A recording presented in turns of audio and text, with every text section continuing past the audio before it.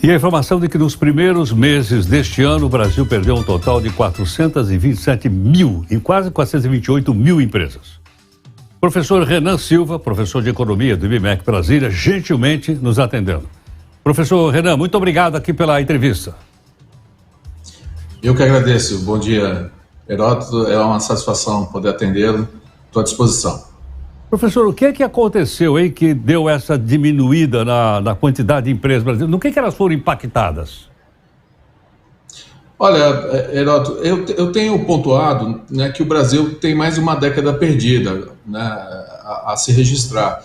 Então, as empresas vêm sofrendo com o ambiente econômico, ali principalmente após a recessão 2015-2016, foi uma recessão muito dura, e também com o evento da Covid, que tivemos ali mais um evento recessivo. O período de lockdown foi um período extremamente nocivo para as empresas, onde nós observamos ali, né, a alavancagem da empresa, né, o aumento do endividamento das empresas, a dificuldade, né, operacional.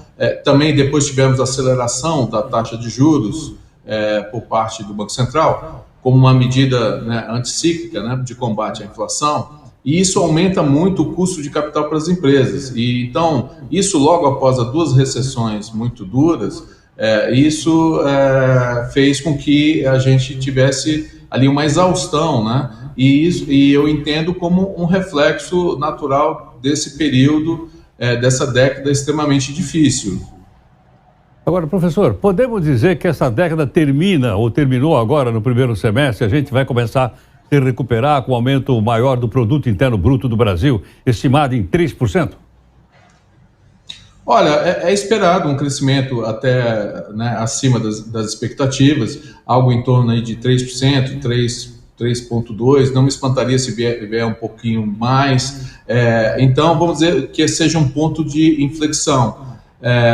Temos ali, né, a sinalização do governo, né, de algum controle fiscal por meio do arcabouço fiscal, reforma tributária, mas eu ainda entendo que o ambiente ainda é austero, tá? Não estou tão otimista assim, então eu acho que a gente deve ter um crescimento assim, lento, gradual, né?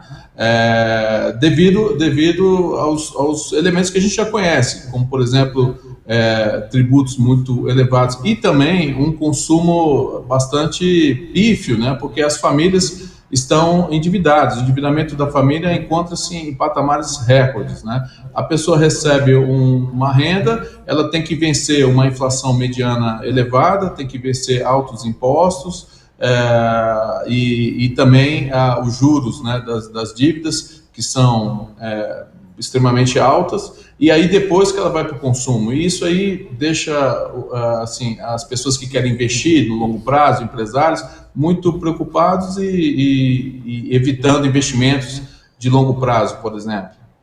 Agora, professor, essas reformas na área econômica e financeira que estão sendo discutidas no Congresso Nacional, especialmente na Câmara dos Deputados, isso é um alento ou não para a retomada dessas iniciativas, entre elas a abertura de empresa?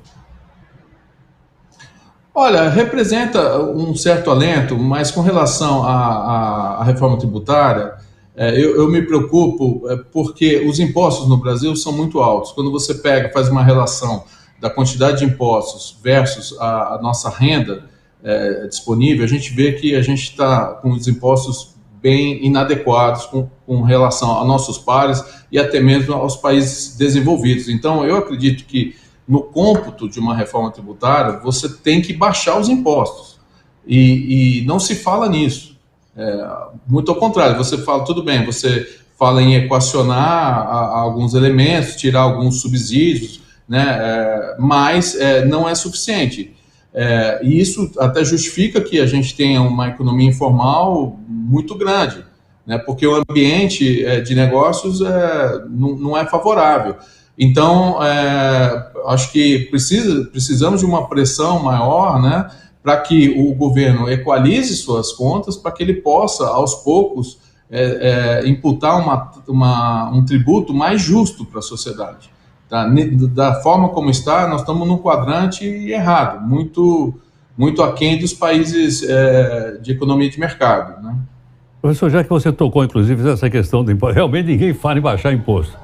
Mas nós temos aqui todos os dias colocado aqui o impostômetro para o pessoal ver quanto... E nesse momento, professor, nesse ano nós já pagamos 2 trilhões 43 bilhões 295 milhões de reais. Quer dizer, sem aumentar imposto, a outra saída seria diminuir gasto, é isso? Exatamente. Se você precisa abrir mão de alguns impostos, você precisa tirar alguns excessos ali de gasto. E há excessos, sim. No Brasil, nós temos ali um peso, né? A despesa obrigatória por parte do governo, ela praticamente toma todo o orçamento, não sobrando praticamente quase nada para investimento. Mesmo que se tenha a intenção de investir, você sempre precisa ali da iniciativa privada, porque de fato o governo ele não tem capacidade de investimento suficiente, até porque 95% das despesas do governo já são contratadas e são obrigatórias. Tá? E aí o restante, os outros 5%, está no que a gente chama de discricionário, que é educação e investimentos, como o PAC, por exemplo. Até onde eu sei, a média mundial das despesas obrigatórias fica em torno de 50% do total das despesas. Então a gente tem um excesso ali realmente. Então a máquina precisaria ser mais eficiente e precisaria reduzir o tamanho. E aí sim você poderia abrir mão, né, como você gasta menos, você pode abrir mão de alguma arrecadação. Mas no cômputo geral lá na frente, na verdade, você deve arrecadar muito mais, porque o que você tem de economia informal para trazer para dentro da economia formal é muito relevante. Acho que você estava até comentando agora há pouco sobre os contingenciamentos, né, de empresas que devem para o governo e estão quebradas. Esse recurso nós não vamos ver mais, porque as empresas vêm quebrando há 30 anos, há 35 anos, 40 anos, dentro desse ambiente e fica lá contingenciado, e é um dinheiro que nós não vamos ver mais. Então, na medida que você também facilita a constituição de empregos, facilita as empresas estarem pagando um imposto mais justo, mas é claro que na frente você vai arrecadar muito mais. É um momento ali de ajuste, mas a gente precisa colocar talvez a economia no trilho, né, numa coisa mais sustentável. Dessa forma como está, não é sustentável. Professor Renan, muito obrigado aqui pela entrevista. Eu que agradeço. Professor Renan Silva é professor de Economia do IBMEC Brasília.